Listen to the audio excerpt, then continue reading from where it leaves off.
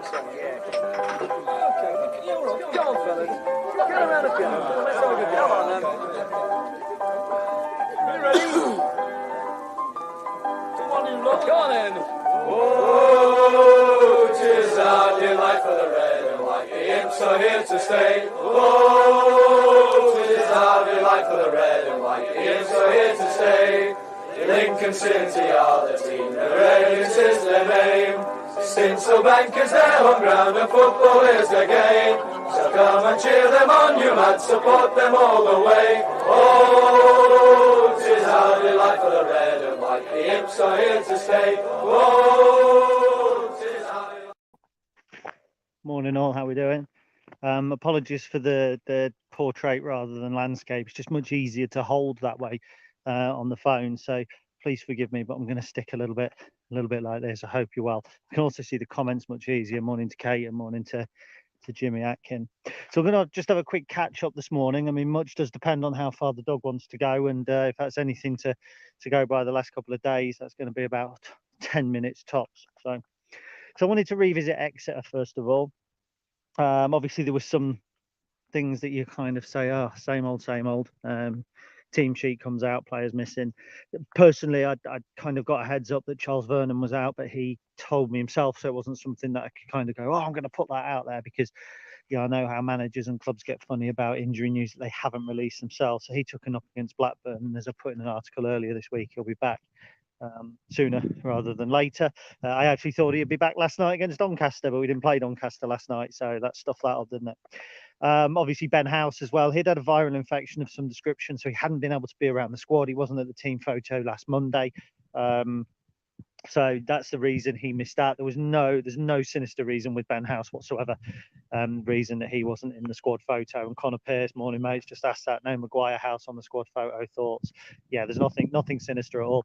Literally he had something that the rest of the team could catch and therefore couldn't be in it. It's like that, and that's the way it is. So he will hopefully soon be a part of the squad again. If he hadn't had that, I don't think there's any doubt Chris Maguire probably wouldn't have played, wouldn't have been in the squad. We needed the attacking option there, so hence Chris Maguire playing. And I think he's probably not in the squad photo because, to put it absolutely simply, he's not seen as part of the squad going forward. So, again, the club make a decision about these things. It was interesting to see Chris come on. Respect to him for putting in a shift. There was a moment where we were breaking forward and there was players ahead of him, and I just said to my mate Matt, I sit with, he's going to shoot, because all a character like him wants to do is hit the back of the net and run around the whole stadium doing that to us all. And if he had, fair play to him, do you know what I mean? But he didn't, because he didn't score much in the league last season when we weren't playing Sunderland, and he had he'd never scored, I don't think, against anyone at Stinsel Bank in the league. I might be wrong. It wasn't a penalty. So there we go. So that's Chris Maguire and Ben House. Morning to a few people. So morning to Dave Tuplin. Connor, I've already said morning to Rob Haddon. Great to see you. Morning to Bob Armston. I hope you're all right, my friend. He's over at Grins. We will be back in. Dad wanted to be down at the bar at the ground early this week, but we'll certainly be in, I think, before Forest Green. And Colin Green, hello Gary, good morning. Lovely tribute to Run DMC. I think it's just been on Absolute Radio Night. It's kind of in my head as I've come out of the house. So yeah, there we go. So overall, the performance against Exeter on Saturday, look, I'll go through it in some depth on the podcast. I don't want to kind of go over old ground or make the podcast obsolete, but first 20 minutes I was worried, I'll be honest, because the one thing I thought that we had as a foundation this season was a strong defence, and we just looked shocking. Every single ball coming over the top, they were outpacing us. Giovanni Brown up top really impressed me as a player. I seem to think was at Cambridge and in Colchester as well. And I really liked him there, but he's one that's never really had an end product. It's his first time, it's his first League One game, I think, and he really came into his own, so fair play to him. Quick, agile, caused us a lot of problems. And Sam Nombi, who was at MK Dons, I think, and was quite highly rated there, obviously put the ball away, and also he kind of did the little flick to take Sorensen and pull out the game, and that was a little bit disappointing. I felt we overcommitted early for the goal, two players committing to Nombi when he's on the halfway line probably wasn't necessary. Only needed one to go and ship him and kind of ship him out of play, or just hold the play up and let some defenders get back. So it was disappointing from that point of view. I think the lack of communication could be seen in another moment as well. There was a corner in the first half where I think it's Paul coming out and I think it's Tashan coming in. I'm not sure. I think that was but they collided with each other basically on the edge of the area, and you just think, oh, a little bit of conversation, lads. But you know, that'll come. It's a relatively new side, although Paul and Sorensen played all last season together. But there we go. So it was disappointing, and look, they could have scored again, and we looked really rattled, and the crowd seemed to want to turn quite quickly, and it was a little bit of a worry. And then something clicked, and I thought we played really well after that. I think when you look at the back, I've looked at some of your ratings on I don't know whether you guys do it who watch this or whether it's a different demographic, but the ratings on the Stacey West I found quite disappointing for one or two of the players actually. I thought Powdy O'Connor was better than his ratings suggested. Yeah, it was his first game for a new club. He didn't look entirely solid, but you know, he's getting. I thought he was decent in the air. I thought as the game wore on, he was certainly better. He blocked one of the efforts that late on that could have seen Exeter score. I thought he had a decent debut, not an outstanding one, but a decent one. I was disappointed actually with some of the ratings for Hacks, but I'll come to that in a minute. I felt at the back, I thought TJ looked more like the old TJ, and people said, oh, he frightened us. He did when he was having to come back and cover in defence, but you know, he's the right-sided centre back, and when the ball comes across for their boy to score, you kind of think, well, you know, it should either be the left-sided centre back or the left back that stopped that. And obviously, Paul's had to go out to the left back position to do it. So I think to criticise Ioma for that, he was one cog in a machine that just broke down, unfortunately. But I thought overall he looked a lot better than he did last season. I thought he had a bit more licence to get forward. He didn't overcommit. I thought he linked up very well, certainly in the first half with Hacks ahead of him. I thought that looked promising. I liked the tendency that we had to hit the big switch as well, and that's something that we didn't do an awful lot last season. And people can't say, well, that was Michael Appleton's kind of choice, because we did it really well the season before. Remember, I think it was Forest Green where James Jones hit the kind of 70-yard pass to Scully, and you know, we quite often were coming down the left and hit the big switch over to the right, and it stretches the game. And we didn't see an awful lot of that last season. Now, whether that's just because teams kind of figured out how we were going to play and went, well, we're going to cut that out. Maybe we didn't have the players for it. But the attack was the same players that we had last season, wasn't it? Scully, Hopper, and Adelican. So I think to see them looking agile when last season the same selection of players at times looked laboured was particularly interesting. So it's nice to see that big ball. You know, we obviously went longer, quicker. I'm not always a big fan of it. I think Tom is a strong centre forward, but he's not a Josh McGuinness kind of, you know, it goes on his head, he's going to win it. So, and also if you're going to play that long ball forward, those two wide players have got to tuck in more, because it's no good Tom winning a flick on it and just going back to the keeper. And there was 4 or 5 times where we did play the big ball forward and we just ceded possession, and that was everything that we were trying not to do last season with playing out from the back. So something to watch. I thought Carl Rushworth's distribution was very, very good.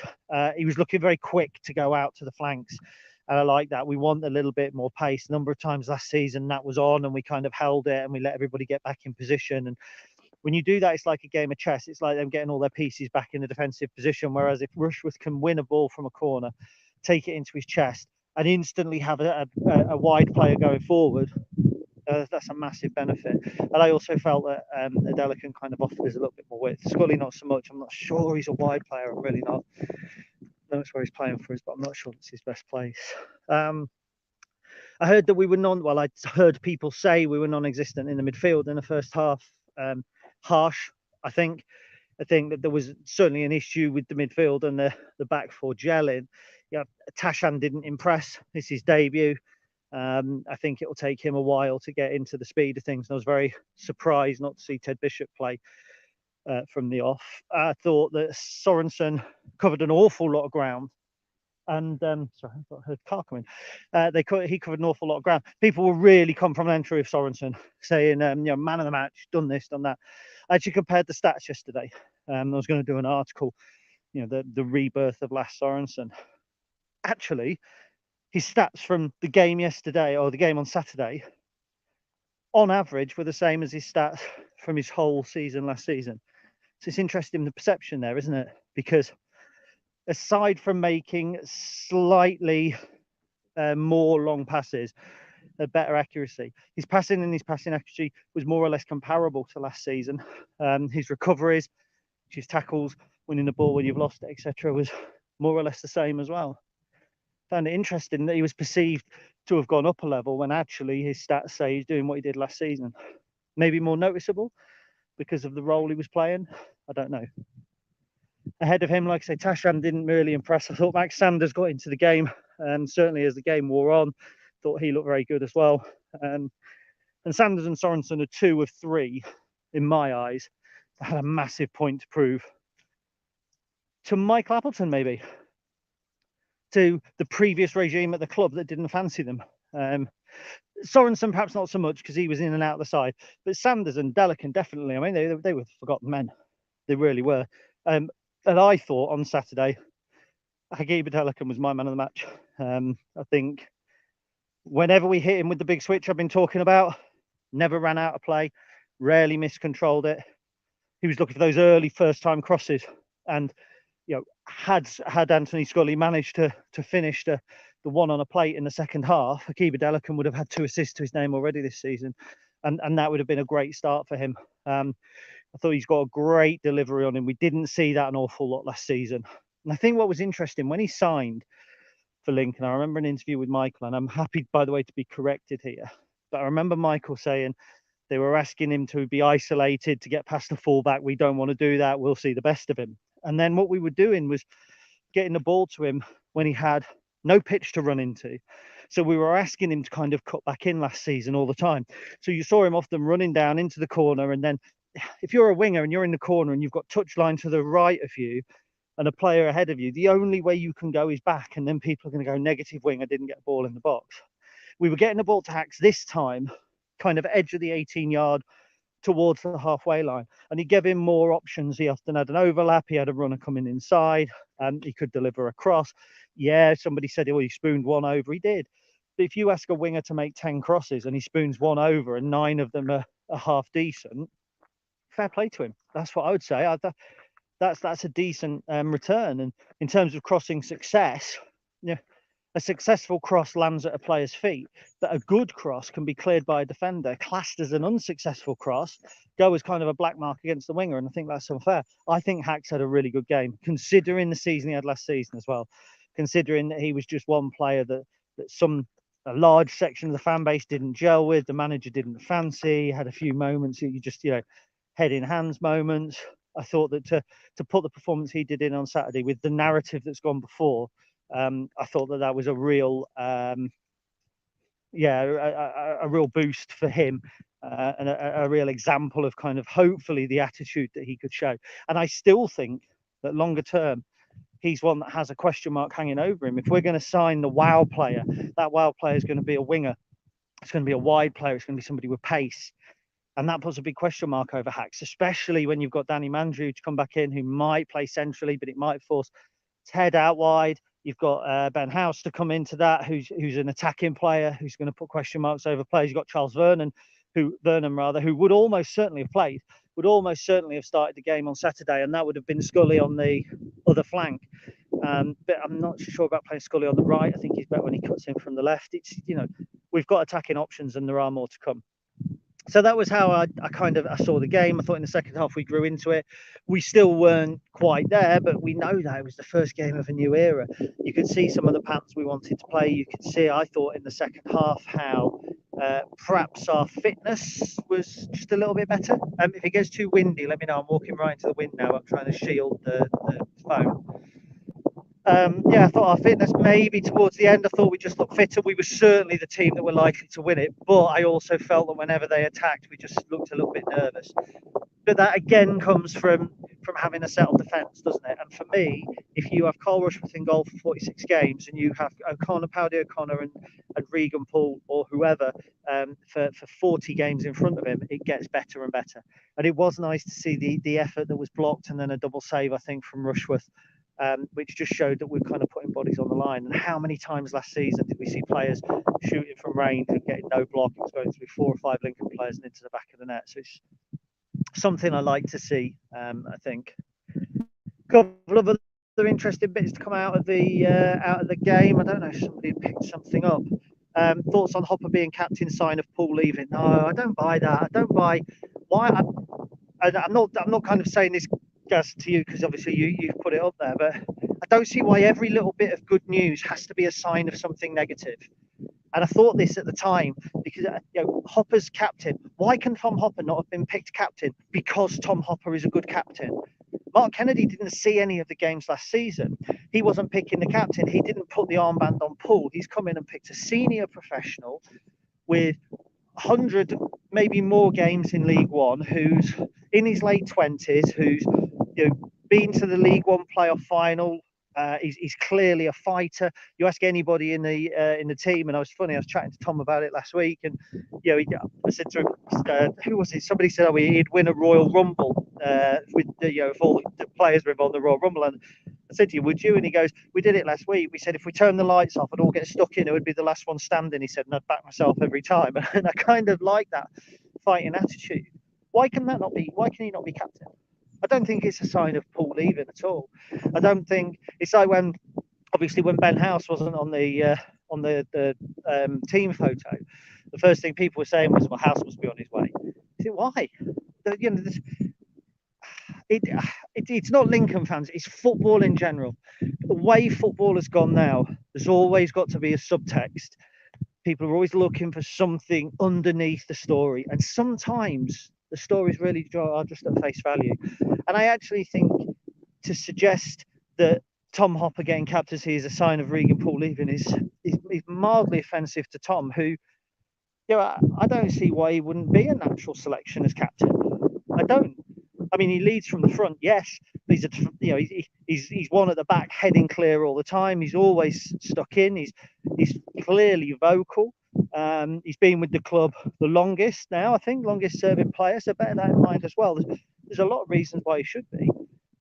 Paul is 23, going on 24. He is a leader of sorts. But I did wonder if they might look at O'Connor, who was the captain at Bradford. I mean, the point is, the status of club captain means one thing. Leaders on the field is very, very different. And to kind of wrap up the Tom Hopper captaincy thing, I remember back to the Portsmouth game last season. I'm sure you guys remember that as well. Beaten at home, 3-0, completely devoid of leaders on the field. Tom Hopper, Liam Bridcut both out injured. And we were poor and nobody picked up the younger players. Regan Poole was on the pitch that day. So, I'm not criticising him, but what I'm saying is, that day we clearly missed Tom Hopper from a leadership point of view, and we did have Regan Poole on the field that day, and we did have, bear in mind, Conor McGrandles as well. So I think, for me, I'm not just kind of spouting the club line. I actually think Tom Hopper was a really good choice. I really like Tom on a personal level. Whenever you deal with him, he's calm, he's collected. What I really like about him, and he probably wouldn't thank me for saying this if he saw it, was the way he bounced back from the controversy early in his career. We know that he was in trouble at Leicester and he was let go, and that could have ruined younger players. Who was the boy, Tony Hackthorne or something, or Hackman, who was involved in the Lee Bowyer and Jonathan Woodgate thing? I think it was Hackthorne. But the fact is, he was a young player at Leeds, involved in some sort of controversy, never bounced back from it. He never shook that off. Respect to Tom for the way that he did shake that off and the way that he has applied himself since as a model professional. And I think that is an excellent pointer towards his character. I think it's testament to the type of person that he is. And I'm chuffed. Yeah, I'm really chuffed for him. I was really pleased for him. And it was interesting. When I spoke to him, he signed somebody's shirt and they said, "Can you put a C on it for captain?" Hackworth, Tony Hackworth. Thank you, Steve Freeston. Can you put a C on it? And he didn't want to, because he doesn't want to be big-headed. It's not about an ego. I'm there to lead the lads. I'd do it whether I was captain or not. I'd be vocal in the dressing room whether I was captain or not. I kind of like that. And we've had arrogant captains in the past. Gary Mills, anybody? Put the armband on him and thought all he had to do was run around and shout. And don't think you get that from Tom. Daz Reed, the elephant in the room. It seems every single summer we get to talk about this player, doesn't it? What's your thoughts on Tyler Walker being at the game on Saturday? I didn't see Tyler Walker at the game on Saturday. Saw the rumours, the sort of rumours that usually I laugh off. One person who messaged me was fairly reliable, if I'm honest, and was talking about that Walker had stayed at the Hilton and had got a taxi down to the ground and kind of gone in a little bit later, but that he was at the game. I don't know. It might just have been somebody who looks like Tyler Walker. I genuinely do, but I don't think it's beyond the realms of possibility. I think Tyler Walker is a player who his entire career depends on his next move. Entire career depends on it. Because he's been at Forest, didn't do bad, did really well for Mansfield, did really well for us, went back to Forest, got his move to Coventry, flopped, and he has flopped. His loan move last year, if he'd gone to Portsmouth and done well, brilliant, it would have reinvented him, flopped. If he goes to, because he won't go into the Championship, so he comes into League One. If he comes into League One, he has got to go to a club where he's going to score goals, because if he comes to a club and flops, it then puts him lower League One, top of League Two. That's what it does. Because there's so many players available nowadays, so many young players coming out of academies, that fewer and fewer teams take punts on aging strikers. It's like John Marquis. He's got to score goals at Bristol Rovers because he's had a bad spell with us and a bad spell under Danny Cowley at the end of his Portsmouth career. If he now goes to Bristol Rovers and scores 6 or 7 in 38 games and they let him go after a year or 2 years, where does he go? Where do you go after kind of 3 moves into League One that don't work? So Tyler Walker's next move has got to be to a team where he's going to get games. Now, one, Tom Hobb has just been named captain. We're going to play one up top. How often does a striker that comes in plays? That's the question. But two, Tyler knows he was happy here. He was settled here. He was welcomed by the fans. People talk about how it was Danny Cowley that got the best out of him. Don't forget that Danny was gone after about 10 games, actually. And Tyler then played under Michael Appleton during a period of really tough transition. He was a fan favourite. As a player, I think he's going to look at that. I want to go somewhere where the fans appreciate me, where I don't have a point to prove. He went to Portsmouth, he was nobody. Yeah, he was Tyler Walker, but he was, who's this Tyler Walker? What's he all about? He goes to Lincoln, we know who he is instantly. He's got that respect from the fans. He doesn't have to win fans over. So from a player point of view, I can see why that would be a good move. He can stay at home as well. I mean, Bristol Rovers were thought to be interested. Now they've got Marquis, they won't be. The stumbling block, of course, is going to be Coventry, if there's legs in it. He's out of contract at the end of the season. Are Coventry going to say, we'll loan you Tyler Walker for a year? Because he comes here, he does well, his stock goes up, he walks away for free, his agent puts a packet at the end of the season for getting him a new deal. He comes here, he flops, there's no point in Coventry renewing his contract. So Coventry are probably going to want something up front, a transfer fee. I think that then poses a problem. For us. Because I think if there's a transfer fee and we're talking 300,000, then the club look at, well, we can loan a Premier League striker to come in, a young Premier League striker to back up Ben House, to back up Kendall or Draper, depending on whether one of them go out on loan or not. So I'm not entirely sure from Coventry's point of view where the benefit is. Do they do a 6-month loan with a right to buy? It's an interesting one. I can see the theory behind the move. I can see why Tyler would want to come back. I can see why the club would want to sign him. I am of the understanding that when he went to Portsmouth, a deal with Lincoln had kind of been agreed on loan, and it was a choice between Marquis and Walker, and there was various factors coming into play, including the fact that Walker would have been a loan deal, and Marquis wasn't, therefore not taking up a loan spot. So I think that the club have always been interested in him. From a club's point of view, you've got to then look at the resale as well, haven't you? So you bring Walker in. What is he? 25 now, something like that. I don't know. If you bring him in, he's got to hit the ground running, hit a shitload of goals quickly for us to turn a profit. Because if you bring him in on a 3-year deal, you're taking a big risk. If actually the Tyler Walker that we get is the kind of a shadow of his former self, then you're stuck with a big earner. You do 1 year, it's too short because he comes in, does well, fucks off. You do 2 years, it's not so much of a risk. But then if he does well after a year, you're stuck with that. Well, one, if we've paid a transfer fee for him and you give him 2 years and he's done well after a year, his agent could quite easily go, well, we'll sit tight, we'll get a good payday for you. So it's a tough one, and he's going to be harder to sell on. He comes in, scores 20 goals. He's going to be harder to sell on because Championship clubs will look and go, well, he does well at League One, but he hasn't done it at Forest, he hasn't done it at Coventry. And then you're thinking top of League One might come in. But if Lincoln City have got a striker who scored 20 goals in League One and we then sell him to Ipswich, there'd be uproar. And it was the same with George Grant. That's why we didn't sell George Grant. So why we didn't sell George Grant to a League One team. So I think that's it's an interesting one to look at. It wouldn't surprise me if it isn't something we are interested in. Stu Wells, that's Stu, there he is. Have we got room for Walker Kendall out on League Two? Yeah, I think that there's a loan deal in the offing. I think there's a couple of loan deals in the offing. I think that once we start bringing people in, we'll start moving people out. And I think that if a note goes out saying Charlie Kendall's gone on loan, Jay Ben's gone on loan, such and such has gone on loan, 2 days later expect an incoming. Bart Kennedy said he's got managers ringing him. There'll be a queue of clubs waiting for some of our players. League Two clubs would love Charlie Kendall. Lower end of League Two. Even a Grimsby Town, Charlie Kendall, it would be a great move for him, close by. Loan him into the National League, maybe, but he's got to be top end of the National League. If Charlie Kendall goes on loan there, it's got to be Chesterfield, it's got to be Notts County. He's got to be playing in front of big crowds. He's got to have that Football League atmosphere. There's no point going to play in front of 2,000 people in a tin shed like at Scunthorpe.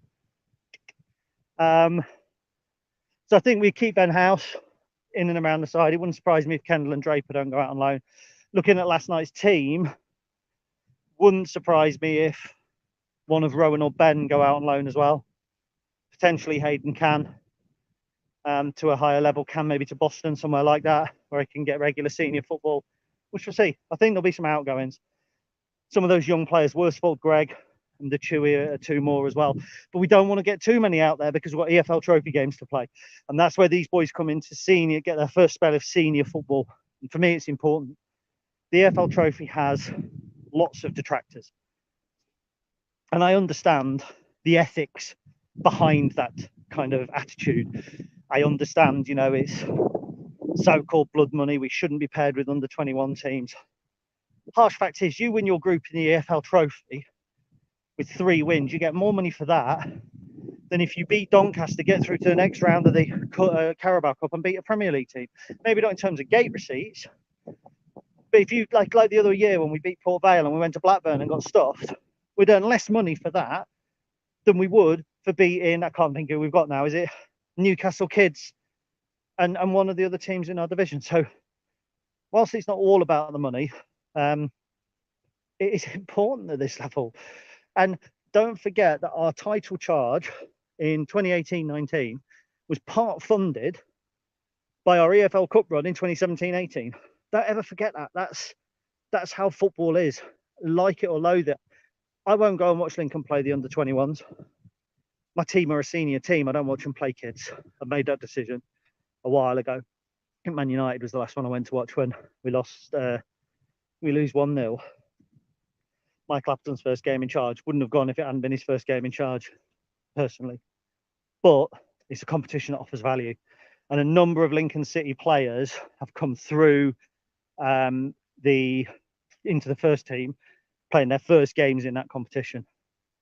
So it offers a degree of senior competition when you're playing against, whoever. I can't even remember who we've got in it. I really can't. When you're playing against maybe Doncaster, I think, have we got Doncaster maybe? It might be a Doncaster reserve, but it's senior football. And when you look at some of these top loan players, by the way, coming in, or players like Max Sanders coming into the side, they all got their first exposure in the under 21s. The competition has value. 1 minute, Charlie, go this way. It has value. So we don't want to loan all those players out, and it would be nice to see some of the academy players, get minutes in that competition. Certainly, Versford Greg, Ocean Gallagher, players like that. You've got to blood them. You've got to get them in there. You've got to balance it with the potential for a cup run. But Pete Summers has made a really good point. Players go on loan to the conference. Can they still play in the EFL Trophy? I'd have to check that. They could last season, but I can't remember whether it was a conference or the level below. that you could bring them back in for that exact purpose. So I'm going to go through the comments. I'm now actually in a slightly different part of my walk in the farmyard, and I'm dragging it out a little bit to finish talking to you. So Harry Jackson says, do you think Lass will make a good CDM, or should we get a CDM at this point in the market in the season? I think it's going to be really difficult to get the CDM that I feel was crucial to the team. I don't work with the players every day.